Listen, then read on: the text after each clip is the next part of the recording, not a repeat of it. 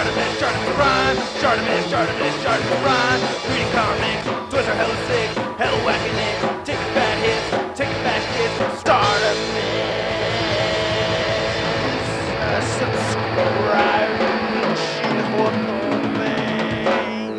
I don't know anything about guns, so I'm going to call this one an MP05. Hey, what's up you guys? ShartimusPrime here doing another DC Universe Classics review on the Signature Series DC Universe Classics Poison Ivy. Gotta give a big thanks to Adam Warlock for hooking me up with this figure. Thanks so much for selling this to me, bro. I really wanted this figure, and it got sold out the morning I was trying to get it, and he had an extra one, so thanks so much, bro. Really wanted this figure a lot. I like it very much. Now, before I get more into the figure, I want to talk about the packaging. Now, I'm not big on DCUC figures and Matty Collector overall. I have not heard good things, and I feel like they're a lot of fluff overall. And even though I do like this figure, this is no exception. 18 bucks for this figure right here. That doesn't include taxes. So you order direct from Matty Collector, it costs you 18 bucks, or you could buy a Marvel Legend from the store from 15 bucks. And that's like, and that includes like distribution and shipping, you know, to the retailer and all that crap. But this right here, it's like you're buying straight from Matty Collector, and it's 18 bucks, and she doesn't come with a base or anything, but they do give you a cool box. Oh my god, it's an all white box. This is so nice. But then they give you another box on the inside too. Here's the inside. Oh my goodness. What a sexy Poison Ivy that is. I love this costume of Poison Ivy.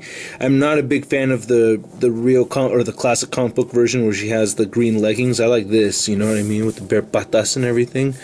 You know what I mean? This is just very sexy. And it's the same kind of box art they have on the side.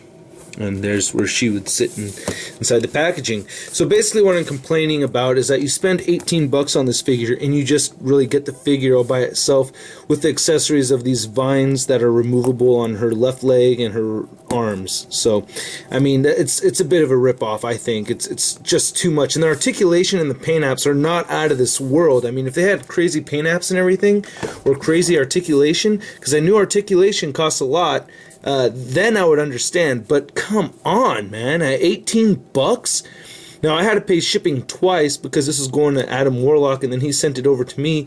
We even talked about setting it up so that it would ship directly to me, but then I was like, dude, you know what? I've heard horror stories about changing the address with Matty Collector, and I have a feeling that they're going to send all the other figures from your subscription straight to my place, so, you know, forget that. That's going to screw you up. So I had to pay double on shipping to get her.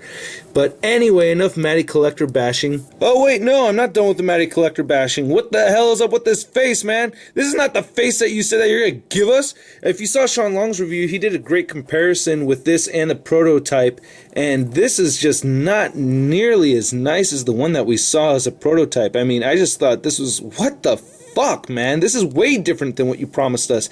What the hell? And even the paint on her and everything, it's almost like it's not translucent, but it's very plastic looking. It doesn't have that solid finish on it. You know what I mean? I don't know, but there are some cool things about it, and again, I am very happy to have the figure regardless. I mean, it is very sexy. I mean, most of the reason why I really picked it up is because right here, you know, which they even kind of screwed up themselves already. But anyway, the head sculpt, very different. I mean, the head sculpt seems like it's the same, but the applications and everything, the other one looked very sexy, and you know, this one just doesn't yet. But the hair came out really nice. I like the shading in the hair. This is very cool. And you have all these leaves going on, and even the little leaves in her hair have shading themselves. I think that's very cool. So I really do like the sculpting of the hair and the shading. That came out very nice. One thing I'm really bummed out about this figure is the hair is not flush with the head sculpt. There is a gap between her forehead and the hairline, and it's very frustrating because I can't just squeeze it in there. I'm not too familiar enough with DCUCs to heat this up and try to readjust it. I don't really want to mess with it too much, but there is a pretty obvious gap right there on the forehead, between the forehead and the hairline. Sucks. I do like the choker right here. This is pretty cool. I got some weird white gunk at the top of the breast right there. It's kind of strange, but she's got some nice boobies. It's a sexy sculpt, by the way, I must say. And there is paint detail. You know, you have a black wash going on the leaves right here, so you know, you can see that a little bit all the way into the vagina. There's her butt, not a bad butt. Huge copyright thing on the back. That is big, man. Jeez, alright, thanks for letting us know. God dang. There is still kind of a little bit of shading. It's kind of darker right here on the side of the thighs.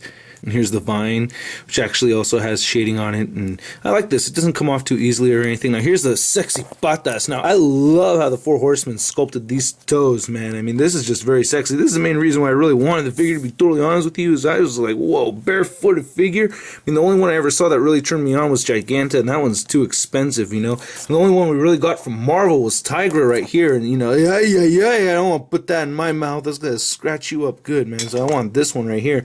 Now they did screw up on this foot pretty bad. You could see it's all the way to the right, so they missed it. It's really hard to tell. You can't really see it, but you can see the sculpted toes if you look at this in person, and it's just really hard for me to get it. But there's a sculpting for the toenails, and these applications are off on each toe. So, I mean, you could obviously tell it's off-center, which kind of sucks. Now, this one right here, this is off-center as well, but it's just not as bad. So you could actually see, like, there's like a line going through the green paint on each of these toes. And you could tell that, you know, they missed it right there as well. And when you look at this from far away, it is very sexy, though. I mean, you know, barefoot figure, that's just hot, man. I don't know. It's just a very, very sexy thing.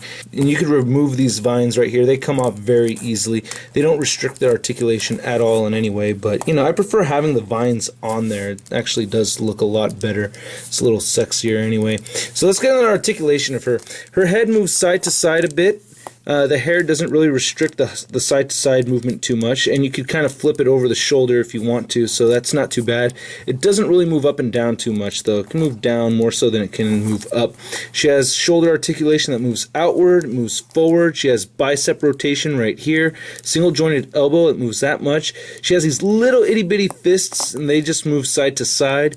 She has this diaphragm joint right here that is damn weak, man. Oh my god, that's so weak. It moves side to side a little bit, and it does not move forward and back at all whatsoever.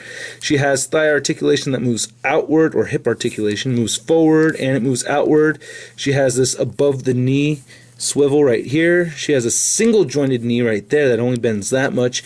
Her ankle moves up and down, and that's it. And she does have peg holes at the bottom of her feet. But man, what a ripoff from the Articulate. I mean, 18 bucks, dude, really? 18 bucks? I just think it's such a huge ripoff. I mean, I guess people are talking about Matty Collector going out of business, or not going out of business, but canceling a lot of their lines and all this stuff. It's like, dude, I could see why. Deliver on the fucking figure if you're going to charge 18 bucks. And that doesn't even include all the shit. I just can't believe it. I mean, if Marvel Legends cost 15 bucks when you buy them from the retailer, it's like if Hasbro sold them online, it would probably be like $7 or something ridiculously low like that. So I think they're juicing their fans. It's a big reason why I don't get a lot of the DC-UC figures. But, oh well, I mean, she's a standard 6-inch figure. She's not like incredibly tall, nor is she incredibly short. Here she is compared to the Marvel Legends Big Time Spider-Man. So, you know, she's, you know, a decent 6-inch figure. And here she is compared to the Series 1 classic Batman right here. So I think she's very well into scale with the DC-UC figures. I think it works out very well. And, you know, like I said, overall, I do like this figure. I'm glad to have it. It exists, so I had to get one. But, you know, at the same time, 18 bucks. What a ripoff, man. I feel like I got gypped. So yeah, that's my review, you guys. I hope you dig it, and I will catch you later. Oh yeah, and here's some sexy pictures of sexy cosplaying poison ivies. Enjoy, my mangs. Enjoy this. Hell whacking it, hell whacking it, hell whacking it, hell whacking it, hell whacking it, hell whacking it, hell whacking it, hell whacking it, hell whacking it, hell whacking it, hell whacking it. Start a mix. Subscribe.